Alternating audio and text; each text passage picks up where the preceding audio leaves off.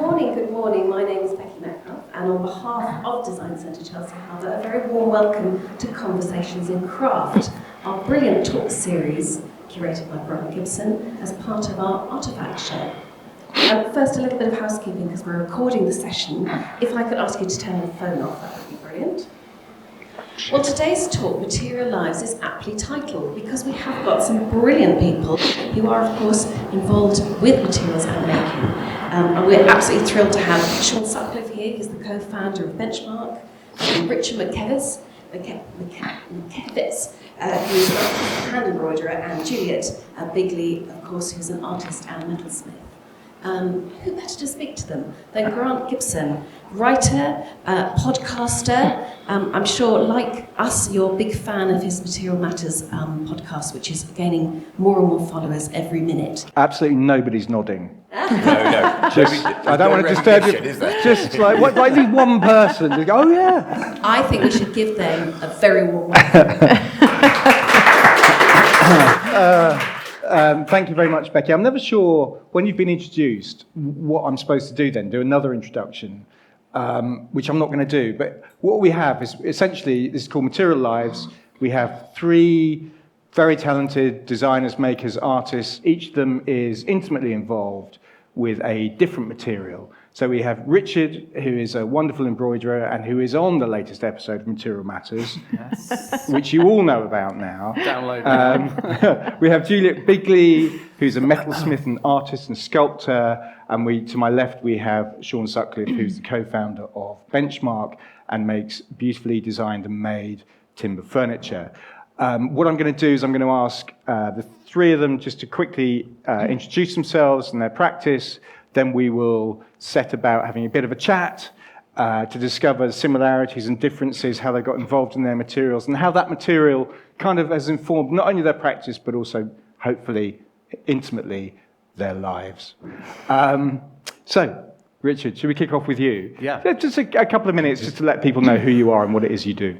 Great. Well, I'm really delighted to be here, and thank you for all downloading the latest episode of Material Matters, which is out now, and features my work, which I'm really, truly honoured to be part of. So, I'm an artist, I'm a maker. I specialise, really, I'm more intrinsically known for embroidery, tiny, tiny black stitches, all of these sort of very laboured and repeated. So I make objects, sculptures, installations, but really with an emphasis on the power of labour and the majesty of hand, and this idea of time. So I'm very interested in time and how we can use materials to show time and how it changes.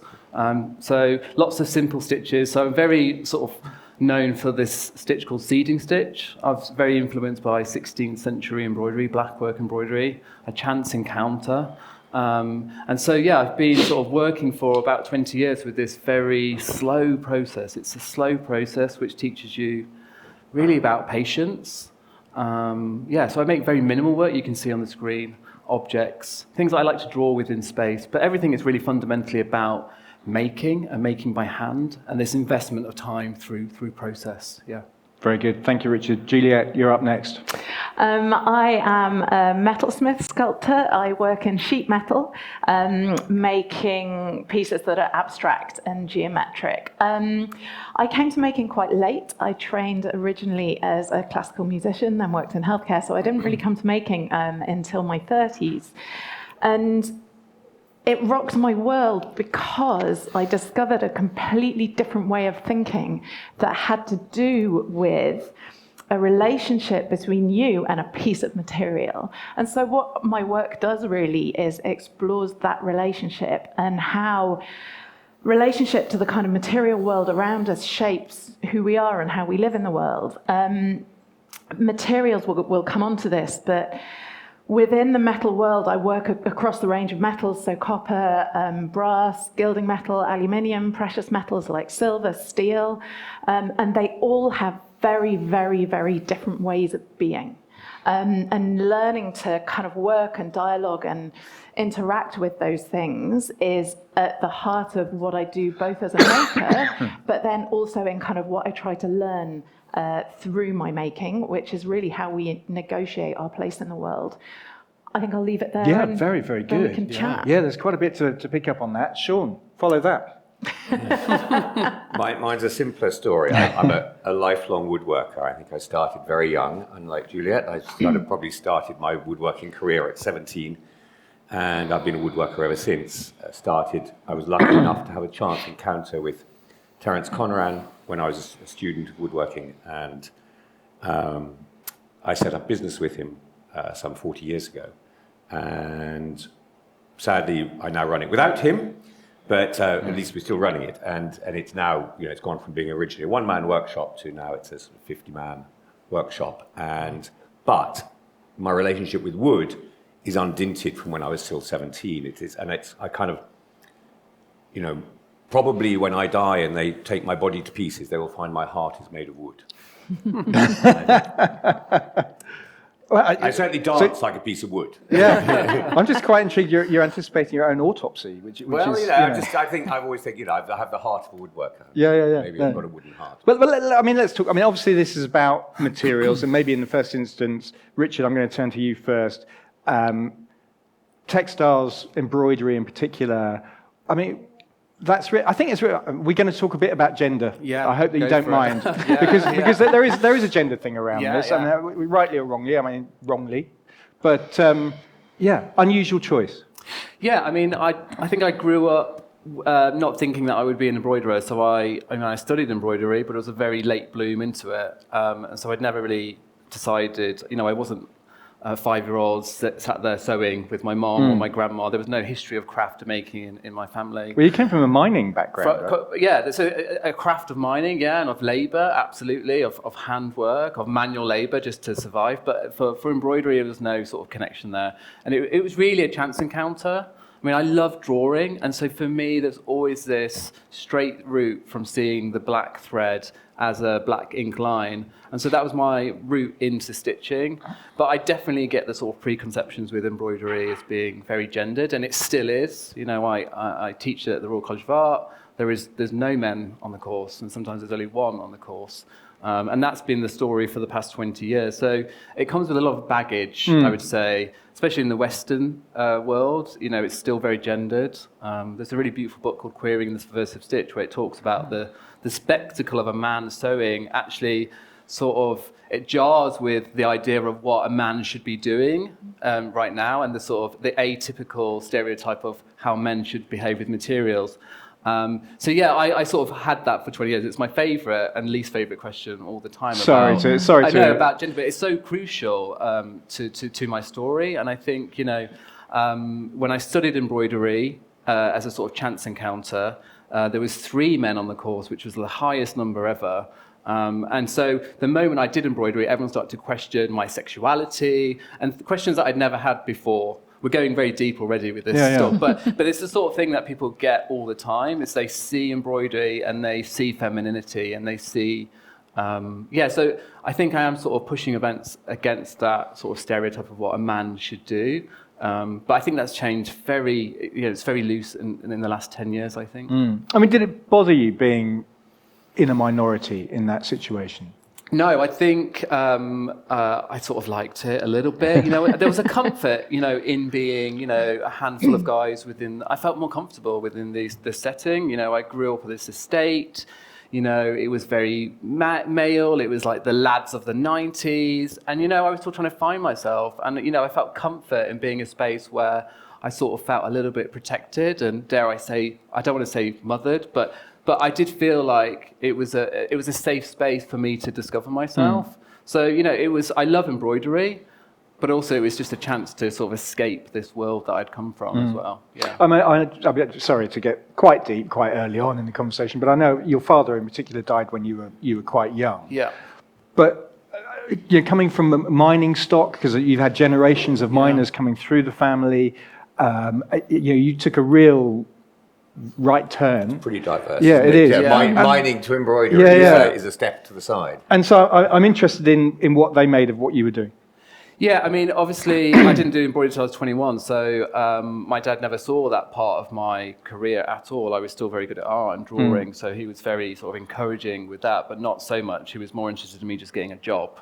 even at the age of 16. You know, he never had the opportunity to go to college. He started as a miner in 1957 as an apprentice in crafts, as an apprenticement in the craft of coal mining. It's a like honor certificate that I've got from 1957. So yeah, I feel very privileged that, you know, in one generation that I was able to, you know, study art completely. But did you learn from him the sort of your big thing about manual labour? Yeah. Did I mean, that come from your dad? about working with my hands, about working hard, you know, that sort of physicality. You know, both my mom and dad worked, you know, with their hands. They were, you know, my mom would make car parts. She worked in a biscuit factory. My dad was a coal miner. Then he worked at Armitage Shanks. They were people who used their hands every day. So they didn't want to come home and make things at night, you know, do a bit of embroidery. They just wanted to sit and watch TV. There was a sort of a quite a transition into that. But they encouraged me just to sort of, you know, play. They were of a generation where they told you they didn't want to see you till tea time, so it's like come back at 5,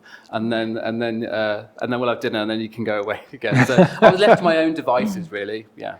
But coal, I'm going to dwell on coal for a moment. I mean, coal is an intrinsic part of certainly one series of work that you've done. I wonder if we can talk a little bit about that. Yeah, I mean, cotton and wool are very intrinsic to my identity now. Those are the two materials that I use. But coal specifically has really shaped my life. You know, my whole family were coal miners. They migrated from Lithuania and Germany in 1912. They were escaping persecution from the Russian Empire. So I feel like the stories are repeating themselves. And they were farmers, and they migrated to Scotland. There was an incident at Leith Dock. I mean, it sounds like a novel here, but they were mugged, and they had to stay in Newton Grange, which is a village just outside of Edinburgh, where their story with coal started. So subsequently, every single man in my family was a coal miner. Uncles, great-uncles, great-granddads, everyone worked with coal. And then my dad, you know, subsequently the 80s, the sort of deindustrialization of Britain, of Scotland specifically, forced my dad to migrate to wherever the coal was. And I was really interested in this idea that a material, this sort of subterranean material hidden underneath our feet, you know, made 300 million years ago, was a material that was still shaping and governing my life. And subsequently, I was born in South Africa because they migrated. There was a great migration in 1982, 50,000 British people, you know, taken from here because they were targeted by white companies in South Africa to maintain apartheid. They wanted white workers. And so I was born in Witbank, which it's got an African name, which I feel really bad for not knowing, but it means place of coal. So I've always lived next to and adjacent near to a coal mine. So it's completely shaped my life. Wherever coal was, I was. So I made a map for a piece of work last year for the Textile Biennial, which really explored our family's relationship to this geologic time. I'm really interested in time, this historic material underneath our feet, and it still plays a huge role in our lives today, absolutely. And it seems, Juliet, quite elegant. Yeah. Seams play an important part of your practice, right?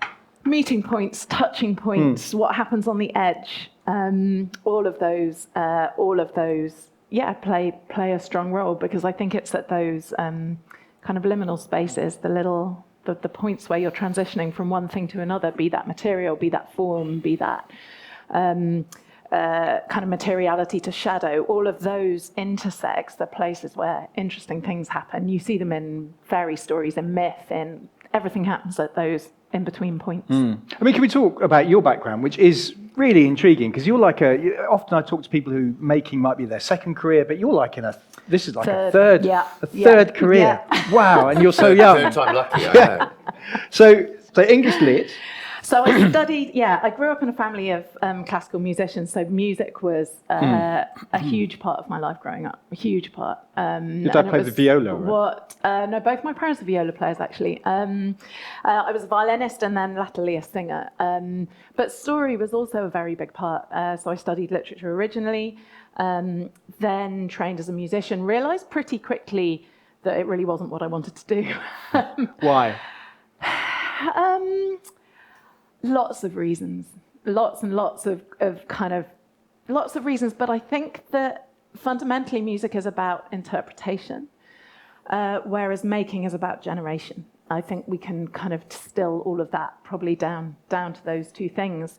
And I worked for years in healthcare, and I think that I worked to the kind of more creative end of healthcare, which is service design. Right. And when I learned to design later, I realized that I had already been doing a lot of that. I've just been doing it in a healthcare setting as opposed to doing it with material. Interesting. And then really I stumbled on metal by accident.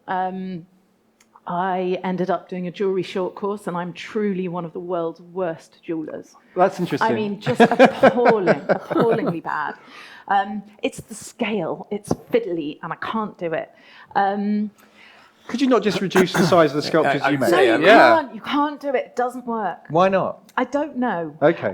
It has to, the aesthetic changes, and those touching points change, and the way that you articulate those touching points change when you're this size and when you're this size. It's also just really fiddly. And I think I've always been fascinated by this relationship between inside and outside. It is the stuff of our lives, how kind of the intangible aspects of who we are, our thoughts, our memories, our dreams, our ideas, how that interacts with like the physical material stuff. And this taps into a lot of what you were saying.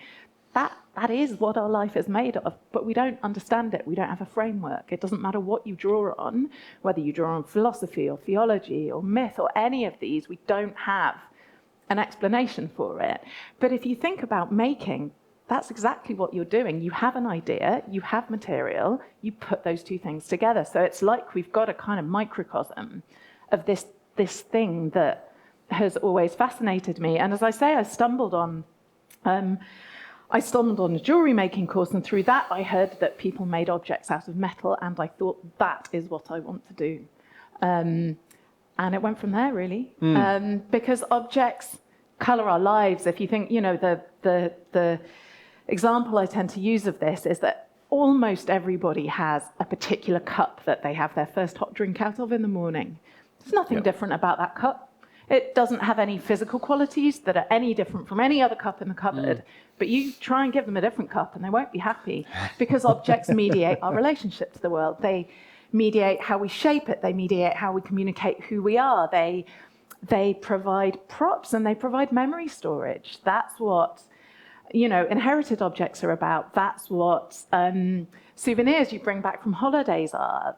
They become kind of physical expressions of how we want to curate and communicate and express and inhabit our lives. And that's why they're so interesting, because they're these really rich containers of stuff.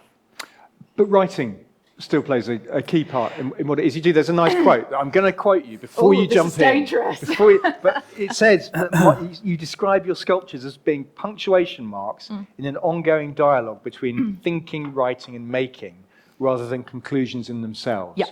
Can we unpick what that means? I make to find out what I think. And have you decided what you think by making? Some things, yes. Okay. But again, it's part of an ongoing, part of me wants to get to the end and part of me doesn't, because the finding out is the fun bit. Unlike you, I drawing, again, not my strong point. And so I tend to get into material as quickly as I can. I will do what I call kind of visual note-taking, which I can read, but I don't know that anyone else can. And then it's a question of getting into material, and that's different materials. It's not always metal, because to think in metal is very expensive and very slow. And pieces emerge as a dialogue between hand and material, both in the modelling phase and then in the making phase. The phrase I think that best describes it is tricking your subconscious into revealing itself. All three of us have talked about accidents, and that's where it comes up. Something will happen when you're at the bench or when you're modelling, and you think, oh, where did that happen? Either something goes wrong, or this happens frequently with me. I'll have various components. I tend to be working on a couple of pieces at a time. You put two components together, you go off here, you turn around, and suddenly there's a piece sitting there. And you're like, wow, how did that happen? And this for me is what's so fascinating about making, is it doesn't happen here. It happens on the edge between material and your fingers. There's some sort of thinking that happens in your hands that draws out something that you didn't know you know.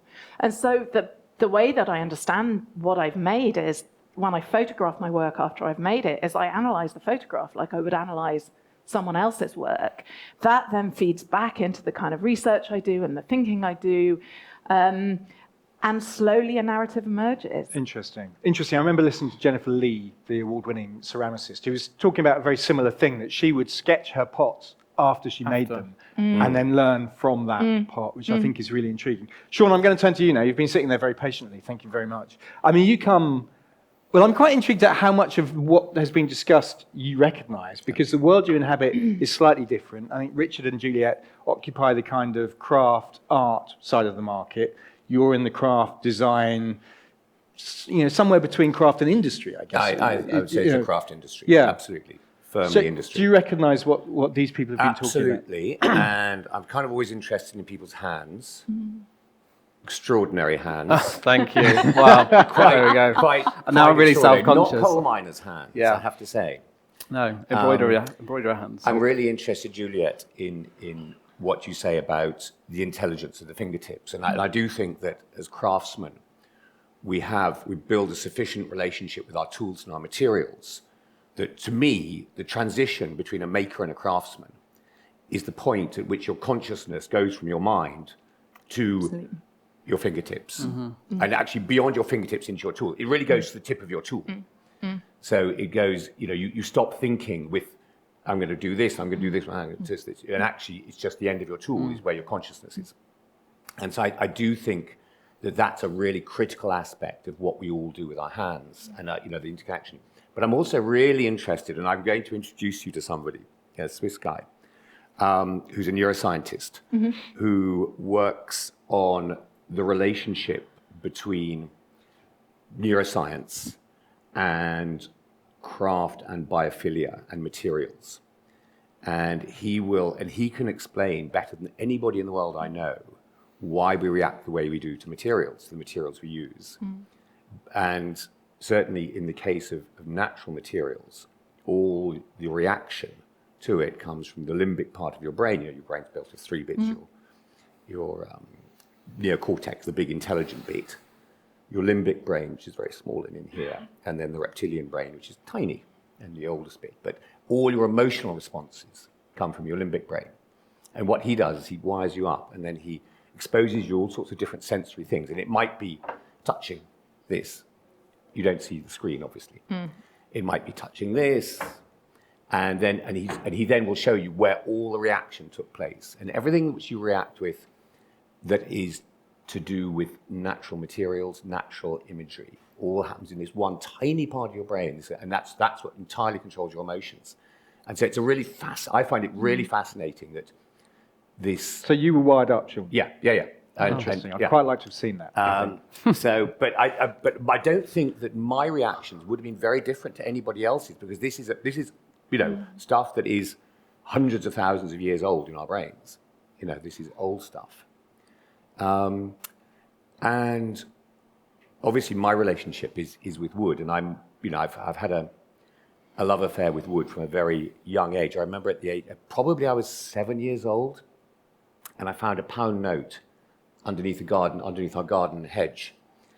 I think to replicate the excitement at finding that much wealth, I would have to now find 10,000 pounds underneath my hedge. I just felt blessed beyond belief. And I ran back up to the house, like waving this pound note, and I went out and bought some wood to make something interesting. From. So I didn't already go at that buy age sweets, you decided. I didn't go and buy toys, I went and bought some wood to make something. Yeah. And I didn't really dawn on me at that time. It was many, many years later, and I thought, that's quite telling, isn't it? That you chose to go and buy it. And probably from that age till this, my life has been shaped by the desire to make things. But so were your parents? Did your father or mother have a workshop? Or? Absolutely not. No. So where did the fascination with wood I asked for, I emerge? think, my 8th birthday present. I said, I don't want anything. I just want to have the use of that shed. It was like a coal shed, actually. Yeah. Used the coal shed as a workshop. That was kind of my request. So I've had I don't know where it came from. I just have a relationship with wanting to make, and absolutely pretty much always in wood. I do have a sheet metal workshop, a non-ferrous sheet metal workshop in my workshop, which is I'd love you to come to. See, but this is quite interesting because, Richard, you've always worked in thread, but you also had this second career as in retail and retail design. Juliet, as we've discussed, you've tried a bit of everything with Terence Higgins Trust. I'll just sing for a while, all that kind of thing. But you, Sean, as you said, from the age of 17, or seven, it's just been wood. But were you always aware you were going to be able to make a profession? No, that was an epiphanal moment when I was 17 years old, and I'd been sort of privately educated in English school and school to be a banker or a lawyer or some sort of professional thing, all of which felt terribly alien to me. And I remember at 17, I'd spent the day in our garden shed making a boot jack.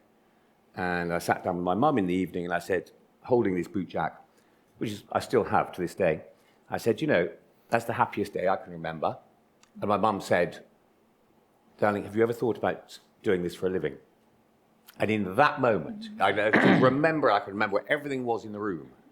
Wow. In that moment, my life turned, and I said, that's what I'm going to do.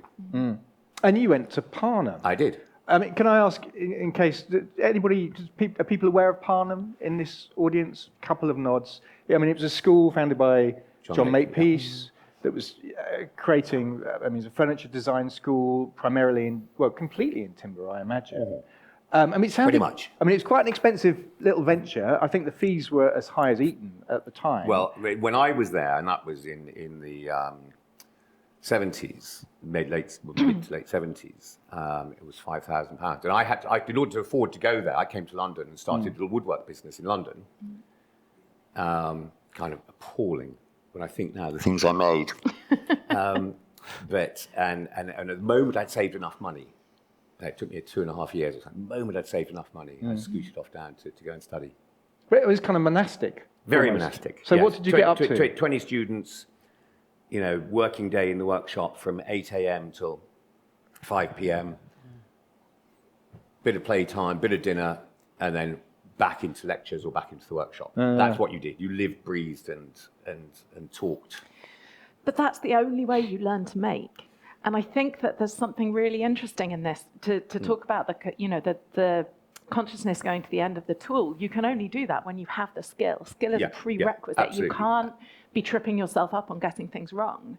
And the only way into skill is time and repetition and time and repetition. There's no shortcuts. I draw an absolute line between makers and craftsmen. And you only, I know it's a hackneyed old expression, but the 10,000 hours served.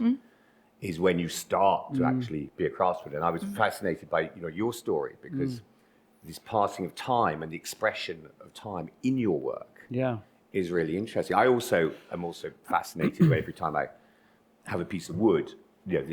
Wood tells the story of time. Dendrochronology, which looks at the study of, and I've got some woods that are, I've got a piece of New Zealand kauri wood that's 55,000 years old. Wow. But I've got a lot of sort of 5,000-year-old wood. And so I love the fact that it does tell its story of time, but I also firmly believe in this time served to this difference. It's time and practice that makes the difference between a maker and a craftsman. Yeah, it becomes sort of unconscious after you've done that time. People always ask me what I'm thinking about when I'm making, and actually sometimes I'm not. It's sort of, everything is gone here, and my hands, it's this sort of tacit knowledge that you have in your materials. And sometimes I'm not even looking at the work I'm creating.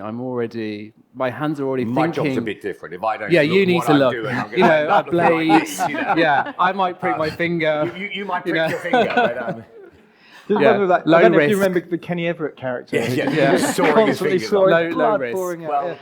We've all done it to some extent. You've done it recently. I can see the plaster on your finger.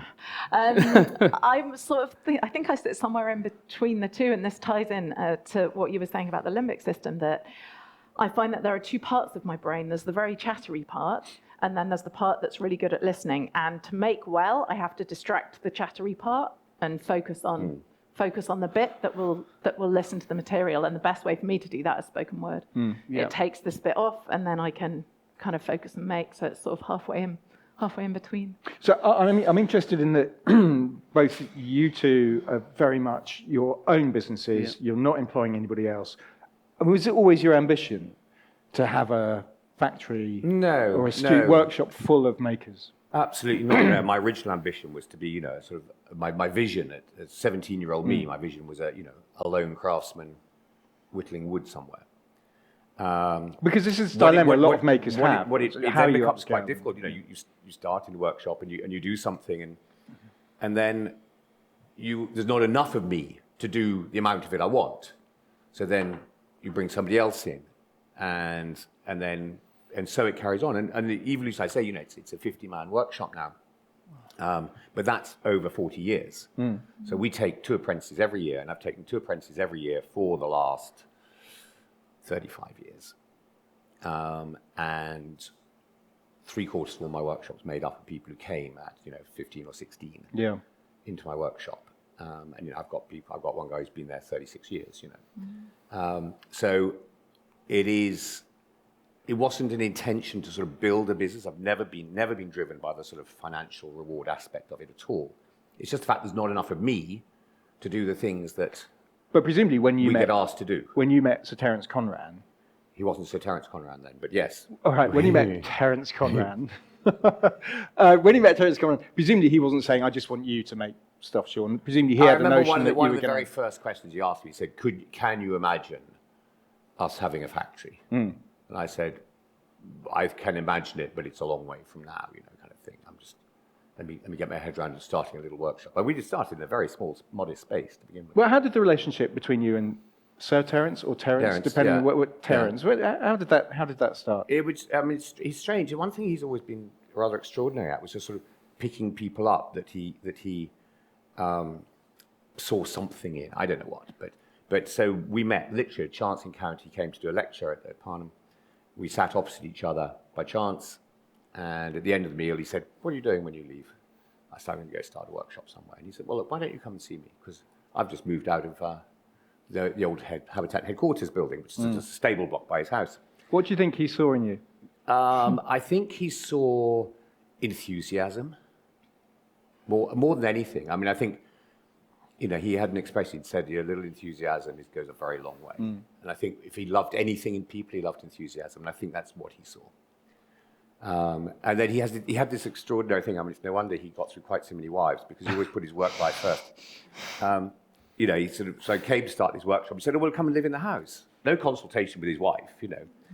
So I did live in his house for 9 months or something. Actually, his wife became one of my very best friends. But, you know, and he was just kind of good at picking up people. And if you think, you know, there have been people along the way, you know, that he's also just found, and people who he managed to, you know, persuade to stay loyal to his. He wasn't always. I think the story with Thomas Heatherwick was that Yeah. Thomas approached him at the Royal College of Art and said, right. "I'm having a terrible time on my course. Can you help?" Yeah, and he invited absolutely. Yeah, Thomas ran down the stay. fire escape to sort of beat him to the front door and say, "Excuse me, can I just ask you something?" Yeah, and they became very good friends too. Yeah. But it is definitely, you know, I always thought it'd be a one-man workshop until I was a few years in, and then my dream was always to have 12 people. I always thought that was my perfect size.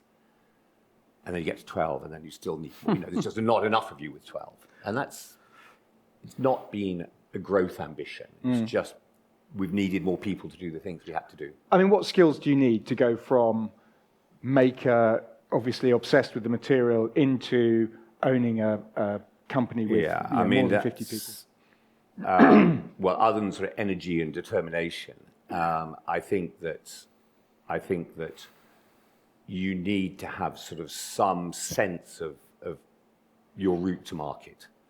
And that's, I mean, I've got so many friends who are makers, and really good makers, make beautiful things, but they have no concept of the journey between them and a market.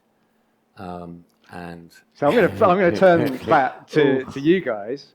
I mean, do you think about a market when you're making anything? Does this come into your mind? I mean, definitely, I think, because I had another job to fund my artistic career, and I gave that up in 2018, but I was always, and I learned I think you do need to have a certain business acumen to run your business. You have to think about, one of the most important things for me as an artist was that I was going to make enough money to sustain my life. I'm not going to be rich, or maybe when I'm dead and they sell my work for lots of money. But yeah, it was always about, okay, how can I make money? And of course I think about routes to market. So where am I going to sell this? All those sort of things. And I think you have to be way more business savvy today. I mean, using, social media and websites and all that sort of stuff to understand how you're going to make a living is like crucial. Yeah. You need money to facilitate your life in this world. That's a fact. So to understand that, and I know many artists as well who are so good, and I think they're so brilliant, and yet they don't talk about their work. They don't put it out. They don't show it. But there's maybe they don't want to, but they're desperate to make money out of it, but don't have that level. And I think I learned all my business skills from having a job. I was in a small company with 10 people, and I was able to start to see, okay, these are things I need to think about in order to get paid right, to make a living, all these things that you don't necessarily learn when you're at art school. Absolutely. And actually, probably not enough. And it's one thing that Parnham was very good about was, not just teaching you to be a craftsman, but teaching you to make a living as a craftsman. That was a real focus that John had. Evening lectures were often about business, accounting, management, it was important stuff that is entirely not in the curriculum of any, art school today.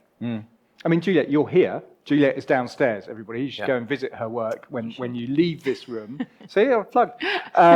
So, presumably, you are thinking of routes to market all the time. How does that dovetail with your activity in your studio? I think it's a really interesting and complicated question. And I think that I think you're both absolutely right that there is a whole set of skills that you do not develop, but you also can't develop in college because you've got to be focusing on the work. I think it's a really complicated question. I think you do make a choice towards the beginning of your career which route you're going to go down.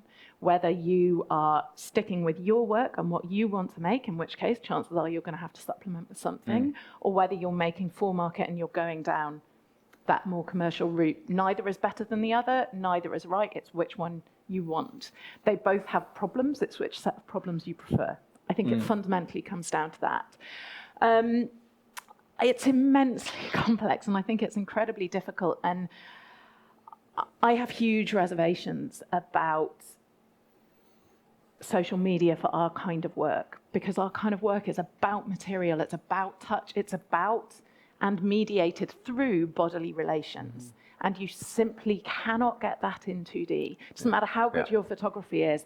And when this show last year was the first show that we had done post-COVID, and it was just such a relief to see the work in 3D, because your body makes decisions. It makes decisions about how heavy that is. Is it hard? Is it soft? Is it how thick's that edge? All of that is read through your body, and you just can't get that on a screen. So we sell ourselves badly when we sell ourselves through a 2D medium. And I know that there's a lot of excitement about social media, but I have real reservations about it. At the same time, you've got to get your work out there, and it's free. And also opportunity, I think, to show your work physically is it's so far down now. There are hardly any galleries.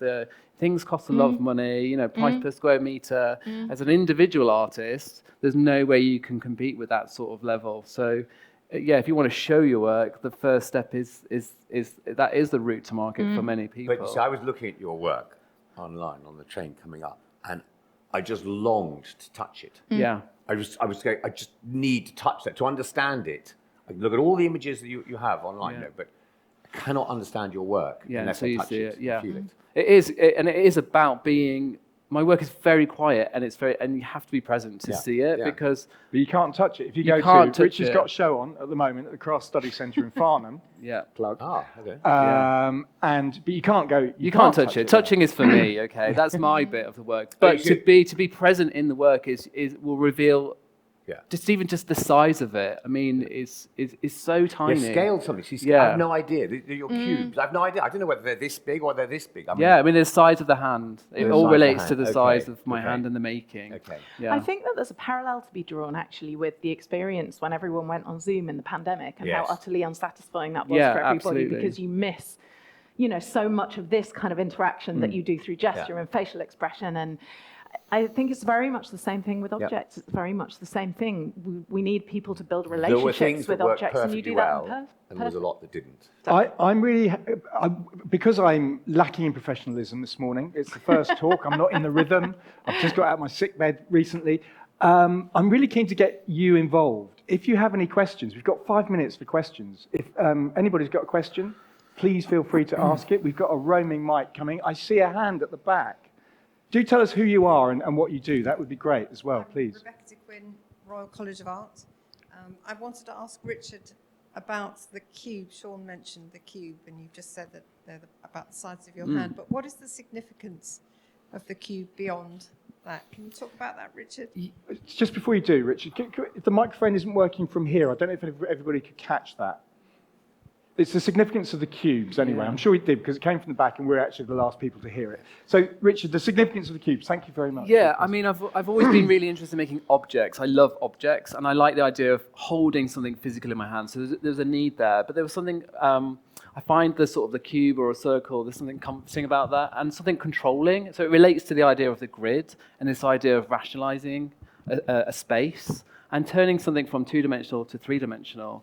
So I'm very interested in how an object then behaves within a space. So taking something, so I make all the work flat and then I shape it. But there's a certain level of control there, and it is about that control, almost like how you apply a grid to a map. It sort of rationalizes and gives an understanding to a space. So quite often I would work in a grid format or apply a grid, and you can think back to the modernists like Mondrian, his use of the grid, and Rosalind Parks. I can't remember the name of the art critique, but she wrote an essay called The Grid, and she talks about Agnes Martin's grid, but this idea of control. And I am a little bit of a control freak when it comes to my work. You've also described yourself as perfectionist. Yeah, there's an obsession there to control and sort of channel that need to control into a physical object. Otherwise, that'd be a nightmare to live with. So, this sort of, channels everything. This idea of sort of the inner into this sort of outside object. Yeah, but this sort of repetition and this repeating, specifically when it comes to time, if you think about a calendar and how we organize time in a very grid format, if you look at a calendar, again, it sort of rationalizes the sort of the infiniteness of time as well. That grid could carry on and carry on and carry on. So it's that idea of sort of controlling. Is control important to you, Juliet? I fight quite hard against it. I'm going to take an opposite position and say that I think that perfectionism is the enemy of making, although not for you. And I think. But I'm not trying to do a perfect stitch. If you look very carefully, they're not all the same. And I would counter that. The cube controls, and at the same time, the embroidery is the varied bit, which completely changes each time. So there's that nice balance between control and perfection. Yeah. I think material and pieces have their own opinions and their own way of wanting to be, and at a certain point, you have to let that happen. Interesting. Where do you stand on perfection? Because presumably everything, if you're making a batch of something for a project, it all has to be the same, doesn't it? No, it'll never be the same. And I do think one of my ambitions is to rid my house of anything that's not handmade. I'm getting there. But I do think I'm a firm believer that the handmade object, it will never be perfect. Yeah. Two will never be the same. But I'm a firm believer that the love of making that we as craftsmen put into our objects remains embodied in that object. Yeah. So when I hold something, it doesn't matter whether I'm holding something that's thousands of years old, and I have got some things that are thousands of years old, or a fabulous tea caddy that's made in Japan. You'll know the company that makes those amazing cylindrical tea caddies, Akaido or whatever, that's been made in the same way for thousands of years.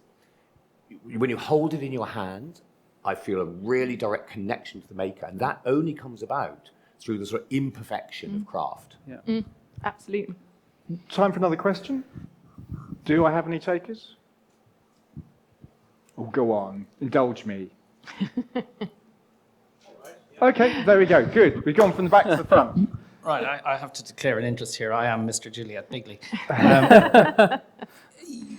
You've all talked about the materials that you use and what seems implicit but you haven't brought out, and I'm going to ask you, are you drawn to one thread over another, one metal over another, one wood over another? Do you have instinctive relationships that are stronger with some elements of your materials than others? Well, that's a good question. Yeah. I wish I'd asked that. Who wants to take that first? Juliet, since you're invested in this. Favourite metal? It's like having a social life. You hang out with different friends, and different friends give you different things. I mean, friends is a little bit twee. Different relationships, you get different things from different relationships. Some metals, like nickel, are incredibly demanding, and you have to bring your A game. Others, like brass, very obliging, very relaxing, and putting them together in different combinations gives you these different energies and these different rhythms and these different ways of interacting. So do you wake up in the morning and I'm feeling like I feel like brass? I feel like I'm in building metal mood Yeah. today. yeah. Not in the positive, but I might in the negative and say it's not a nickel game. It's not a nickel day today. I don't have my A game with me. Interesting. It's my B plus game today. Yeah, We'll head over here. I'd love the idea of waking up and feeling that I'm on my A game, but maybe I'm just a cynical old journalist, unfortunately. I don't think I've ever bought it. But anyway, Richard.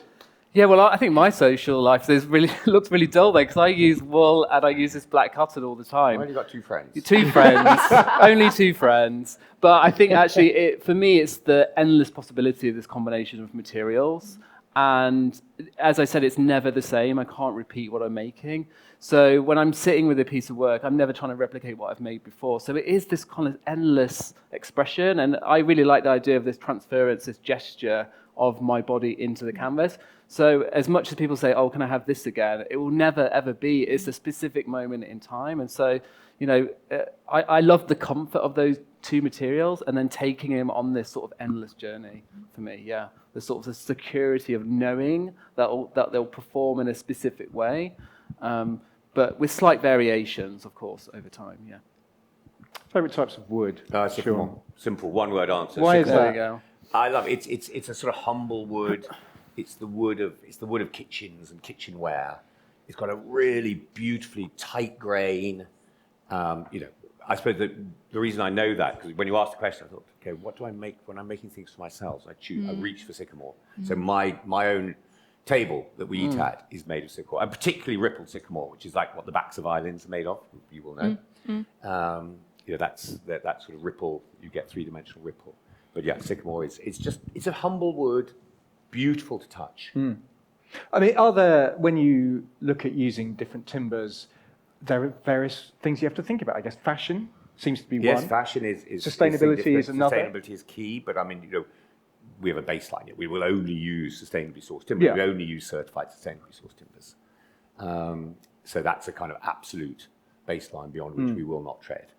But yeah, fashion's a real problem because fashion is the enemy of the forest. The forest grows nature grows a whole variety of trees, and then some, whether it be an architect, a designer, a journalist, a fashion icon, steers us down these narrow and narrow routes. And you will have noticed that for the last 10 years, 15 years, pretty much everything has been oak or walnut. And I'm thinking, Christ, there's so many species of trees, and we're just picking on these 2. And that's not good for biodiversity. It's not good for the forest. The forest, we need to use everything it grows so that it can naturally regenerate. I mean, fashion is the real enemy of the forest. That's a talk, I suspect, for another day. I have this clock here. It's great. I've got a countdown. It's giving me approximately 8 seconds to wind up. So I'm going to do precisely that. Thank you so much for coming, everybody. It's 11 o'clock on a Tuesday morning. It's lovely to see everybody. Thank you also to Richard, to Juliet, and Sean.